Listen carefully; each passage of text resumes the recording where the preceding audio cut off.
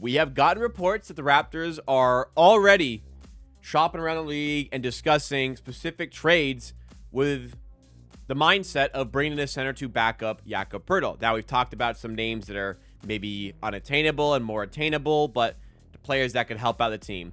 And never did we mention on this channel specifically the Raptors having interest in acquiring Nick Richards from the Phoenix Suns. Let's break down what the offer supposedly looks like and if it would be a good move for the Raptors.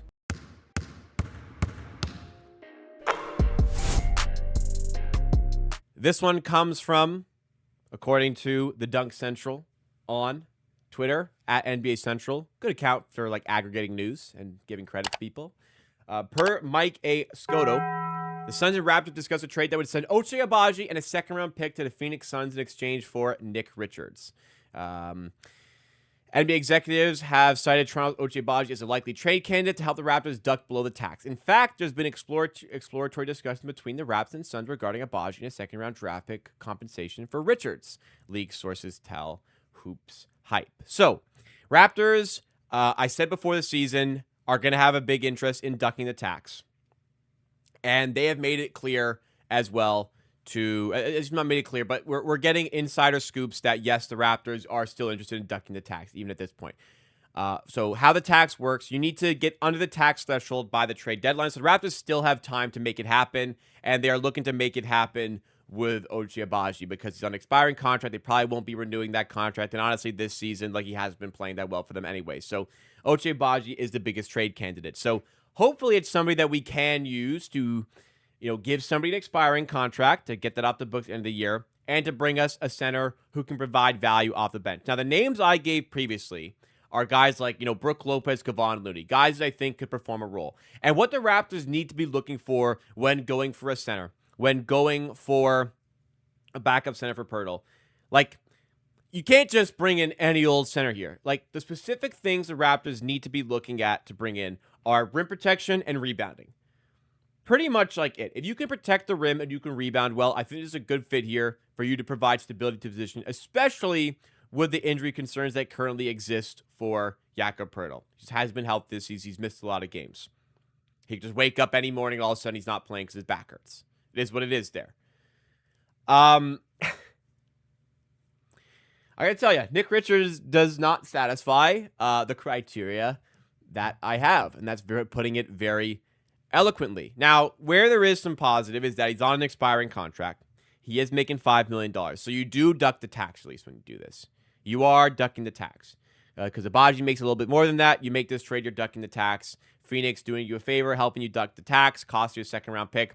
From a value perspective, I guess it's okay. But really, I am not a very big Nick Richards fan. Like, I remember when last season, when the Suns were spiraling, they needed a center desperately. I remember when they went out and grabbed Nick Richards off of the Charlotte Hornets, and they traded Josh Okogie to do it, which probably wasn't that good of a decision. But it was Josh Okogie and 3 future second-round picks for a player I thought didn't help them. Like, Nick Richards is one of those players that, from a talent perspective, like watching the player play, like, clearly it's a player who has basketballing ability. But is that ability that of someone, is that talent, I guess, and where the talent lies, is that conducive towards winning basketball? And unfortunately, in the case of Nick Richards, I just don't really think so. And this season, for a Suns team that has been doing better, he hasn't been. He's been doing worse. He's averaging 3.4 points per game this season. He's only playing 9.4 minutes.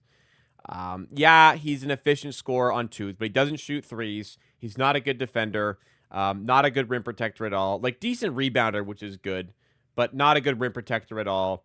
Not a floor spacer. Like, I get it's cheap, and there's only certain things you can get for a player at that cheap of a contract. And look, it wouldn't make the Raptors worse making this trade, I think. But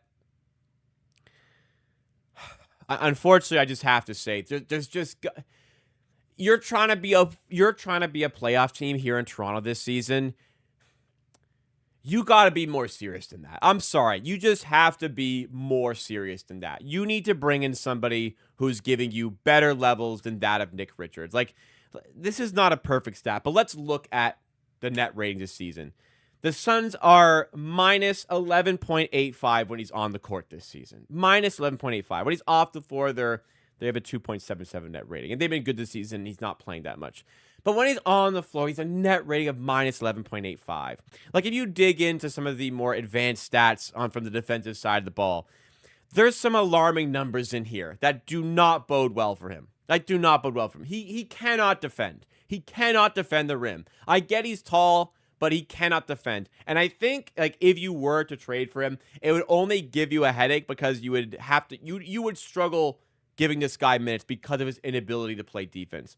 Again, it's a player that has talent and he can give you a little bit of scoring, but man, like, he hasn't shown that this season for the Phoenix Suns. And like, we just need to be a much more serious team from a Raptors perspective if we're actually trying to make the playoffs season. And like I said, you backloaded Jakob Poeltl's contract. You traded for Brandon Ingram. You've committed tons of money to Scotty Barnes and Emmanuel Quickly. Like, this is a team that wants to win, and I'm really upset when they try to spin the narrative in a different, that they're not as concerned with winning, they're rebuilding, all that. If you're trying to win and make the playoffs, this is not a serious trade.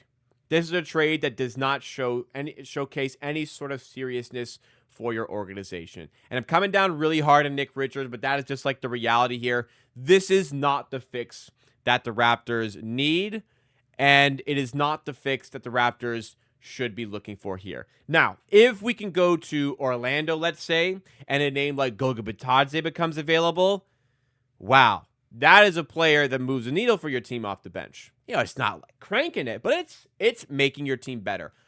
I don't think this trade really moves the needle. I don't think this trade really makes you better. So for me, yeah, I would just avoid this one. Like, you have an asset in Abaji, and again, it could just come down to there's no interest in Abaji. This is a way for the Raptors to duck the tax, which is something that they want to do, and obviously that's important.